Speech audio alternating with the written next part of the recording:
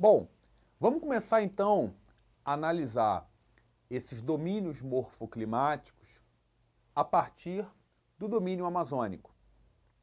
O domínio amazônico ele está localizado ao longo principalmente da região norte do Brasil, pegando os estados da região norte do Brasil, naquela área que a gente chama de Amazônia Brasileira.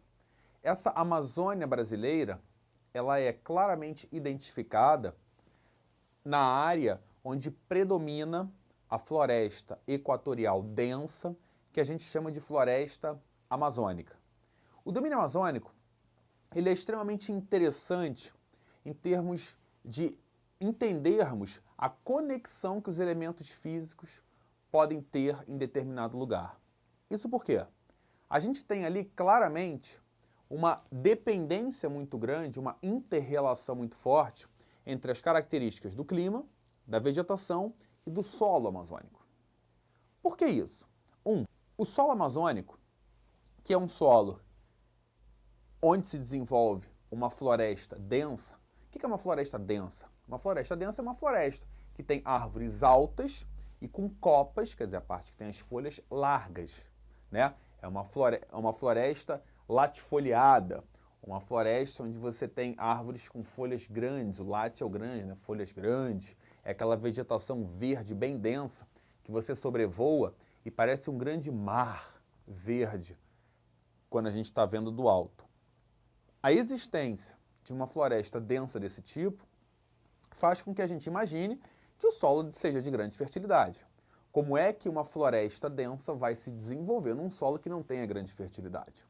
Porém, o solo amazônico ele é um solo pobre e arenoso.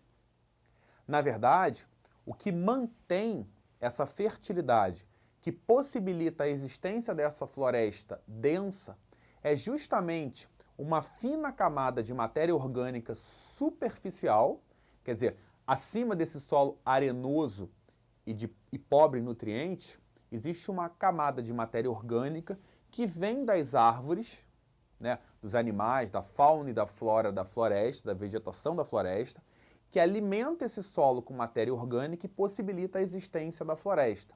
O que de cara já faz com que a gente chegue à conclusão que a derrubada da floresta coloca em risco a existência de um solo onde possa uma vegetação se desenvolver. A retirada da floresta significa, o desmatamento significaria a retirada do elemento que alimenta a fertilidade desse solo, que é apenas superficial, correndo o risco aí de entrar, inclusive, em processo erosivo mais intenso, o que futuramente pode ter outros impactos, inclusive na possibilidade de desertificação. Ok? Além dessa relação entre solo e vegetação, existe uma outra relação que é entre a vegetação e o clima. A gente tem nessa região um clima equatorial. Esse clima equatorial ele é marcado por temperaturas altas ao longo de todo o ano e por chuvas intensas e bem distribuídas ao longo do ano. A temperatura se mantém alta ao longo do ano, fundamentalmente em função da baixa latitude dessas terras amazônicas. Quer dizer, essas terras estão em torno da linha do Equador, onde a radiação solar incide com maior intensidade, gerando temperaturas altas ao longo do ano inteiro. Temperatura alta, onde você tem uma vegetação densa, faz com que essa vegetação faça um processo chamado de evapotranspiração. O calor faz com que as plantas liberem água, transpirem, né? Como a gente, né? Quando está muito calor, a gente sua, né? Aquilo chama-se transpiração, as plantas também transpiram. E esse calor faz com que a água, que é transpirada, evapore. Isso favorece a umidade do ar, isso contribui para o aumento da umidade do ar, e essa umidade do ar vai fazer com que ocorram chuvas frequentes, as chamadas chuvas convectivas, aquelas chuvas que ocorrem quando a gente tem muito calor, muita evaporação, a atmosfera fica rapidamente carregada, atinge ponto de saturação e chove. Então, quem alimenta a umidade do clima é a floresta, ao mesmo tempo que a floresta só existe porque o clima é úmido. Aí eu pergunto, quem veio primeiro? A floresta ou o clima? Essa é uma pergunta difícil de ser respondida.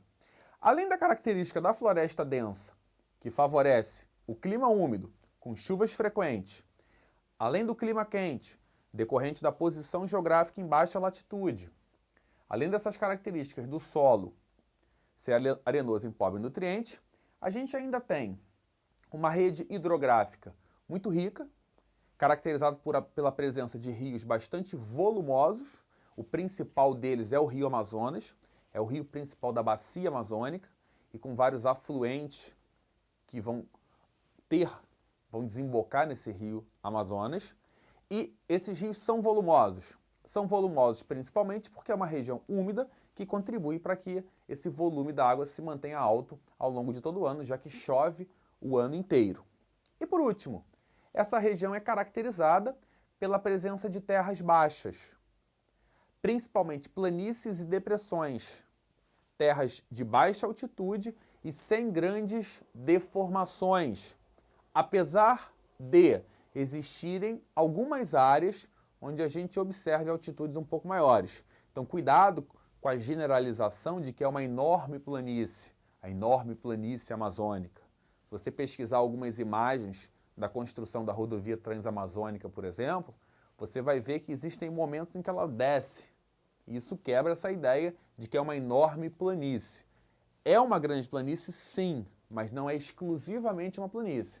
Ali você tem algumas partes mais altas. Então, essas são as características desse domínio, que ultimamente tem sofrido grandes ameaças decorrentes do avanço da atividade pecuária, que tem levado ao desmatamento da floresta, e a gente já sabe os riscos que isso significa para a permanência das características desse domínio, tem sofrido com a extração ilegal de madeira e tem sofrido com o avanço da atividade agropecuária. Ok? Vamos em frente.